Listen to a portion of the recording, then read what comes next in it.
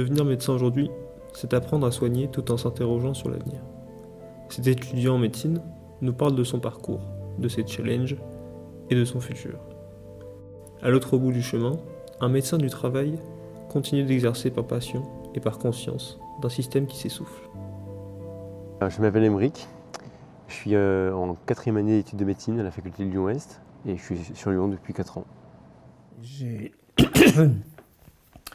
Je faisais des vacations de médecine du travail dans les collectivités territoriales, Tours et Saint-Pierre-des-Corps, en même temps, alors que j'étais installé généraliste. Et une fois que j'ai eu terminé généraliste, je me suis un petit peu plus investi en médecine du travail, mais enfin pas énormément. J'ai continué à travailler parce que, bon, d'abord c'est du temps partiel, donc c'est pas du temps complet. Moi, ça me plaît de rester en contact, d'avoir encore aussi un contact avec la médecine, même si c'est un peu plus dilué, et d'être utile dans la mesure où on manque de médecins. C'est important de continuer. On travaille le concours de l'internat qui se bosse sur 27 gros bouquins en gros, qui s'appellent les collèges. Et les connaissances qu'on doit avoir sont dedans. Et pour ça, il y a des cours, mais on n'y va pas forcément. Moi, je ne suis pas allé en cours en 2e année, en 3e année, je suis pas allé une seule fois en cours. Et je bossais juste les ronéos, les papiers, les diapos qui étaient mis en ligne sur le site de la fac. Actuellement, donc, pour la 4e année, j'ai défini des collèges que je devais voir pendant ce semestre. Je les aborde en gros 3 collèges par 3 collèges. J'essaie de tous les voir puis de passer aux 3 suivants.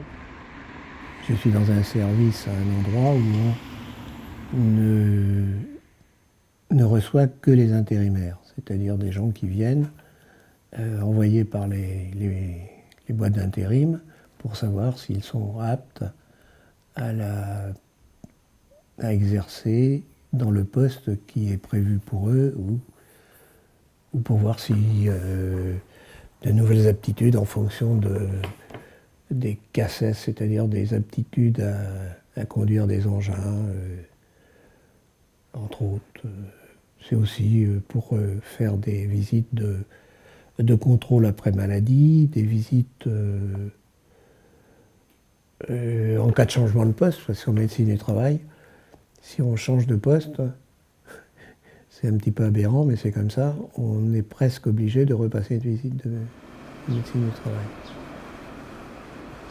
En première année, si tu passes par une première année de médecine basique, c'est 7 jours sur 7, du matin au soir, à bouquiner ou à écrire. C'est un rythme très lourd et il faut juste travailler. Donc je suis loin de ma famille. Mes amis, c'est des amis que j'ai rencontrés à Lyon au fur et à mesure des années que j'ai passées ici. En première année, il n'y a pas de vie sociale, mais c'est comme ça qu'on réussit. Parce qu'il faut juste travailler pour réussir. Pour ce qui est de la passe, pour la LAS c'est un petit peu différent, il y a plus de temps libre, ce que j'ai compris. En 2e, 3e année, on a beaucoup de temps libre et j'en ai bien profité pour sortir, etc., faire du sport. Et j'étais assez présent dans ma famille, j'y retourne à peu près une fois par mois en 2e année. Dans le 2e cycle, on a les stages qui commencent, on a le concours de l'internat à préparer, et là on commence un peu à redevenir sérieux. Et puis après, il y a un équilibre à trouver. Moi, je ne l'ai pas encore trouvé parce que je suis en 4e année, donc je commence un peu à rentrer dans ce rythme. Et c'est vrai que c'est un grand sujet. Il ne faut pas oublier qu'on est des humains et pas des machines, donc on a besoin de ces temps de pause. L'accessibilité, elle est déjà par le numerus clausus et puis par le concours.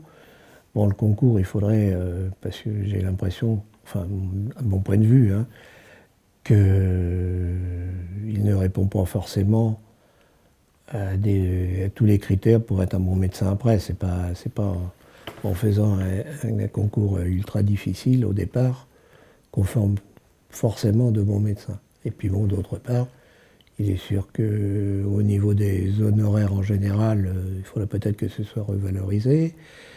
Et puis, pour redonner un tout petit peu d'attrait supplémentaire à ce métier, même si ce n'est pas la motivation principale lorsqu'on le pratique, c'est un plus. Mais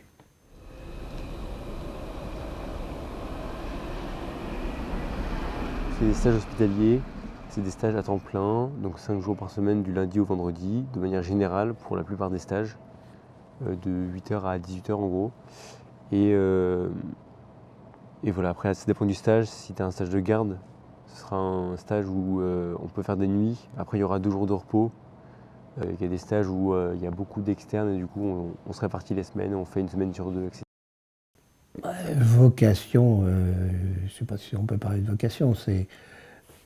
Bon, j'avais une attirance pour cette profession, mais bon, c'est peut-être devenu une vocation au fur et à mesure de l'exercice.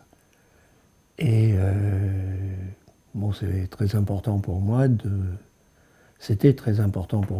utile, de soigner les gens, d'être près d'eux. Voilà.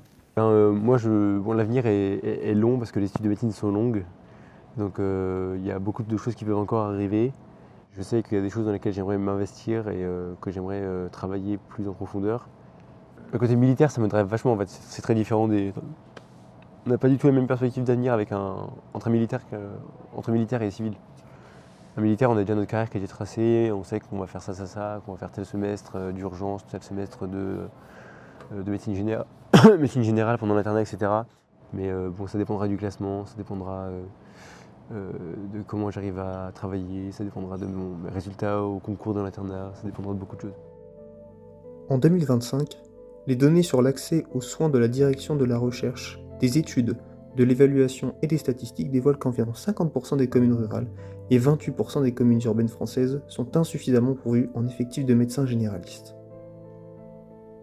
Malgré une augmentation de 40% du nombre d'étudiants acceptés en deuxième année sur la dernière décennie, le nombre de praticiens en activité n'a augmenté que de 8,5% depuis 2010, selon le Conseil national de l'Ordre des médecins. Il est donc important de se poser cette question. Aujourd'hui, à quel point est-il crucial de changer la manière de former les futurs soignants ?